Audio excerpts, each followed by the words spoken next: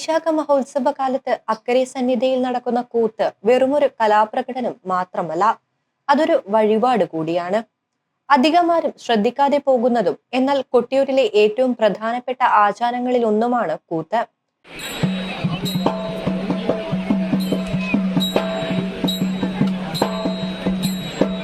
വിവാഹം, സന്താനലബ്ധി തുടങ്ങി നിരവധി കാര്യങ്ങൾക്ക് വഴിപാടായാണ് കൂത്ത് നടത്താറുള്ളത്. ദക്ഷയാഗത്തിന്റെ ആവിഷ്കാരം കൂടിയായിട്ടാണ് കൂത്തിനെ കണക്കാക്കുന്നത്.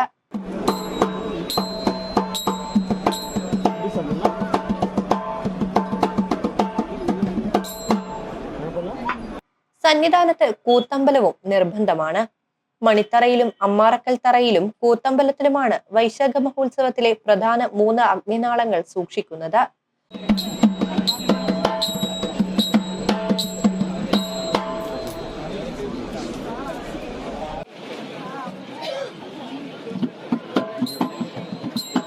കൊട്ടിയൂരിൽ നടക്കുന്നത് മത്തവിലാസം കൂത്താണ്.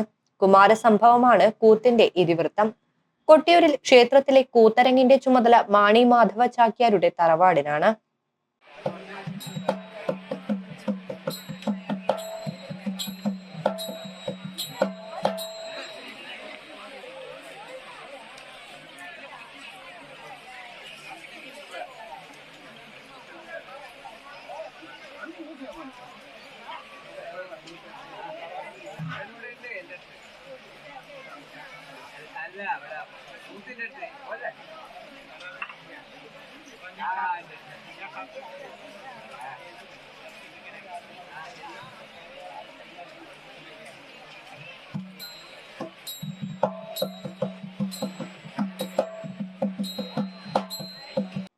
മത്തവിലാസം കൂത്തിന്റെ പൂർണ്ണ അവതരണം തിരുവോണം നാളിലാണ് ആരംഭിച്ചത്.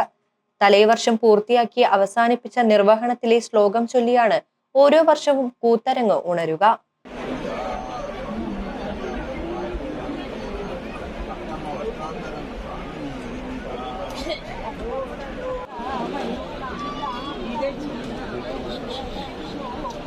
പുറപ്പാട്, നിർവഹണം, മത്തവിലാസം എന്നിവയാണ് കൂത്തിന്റെ ക്രമം.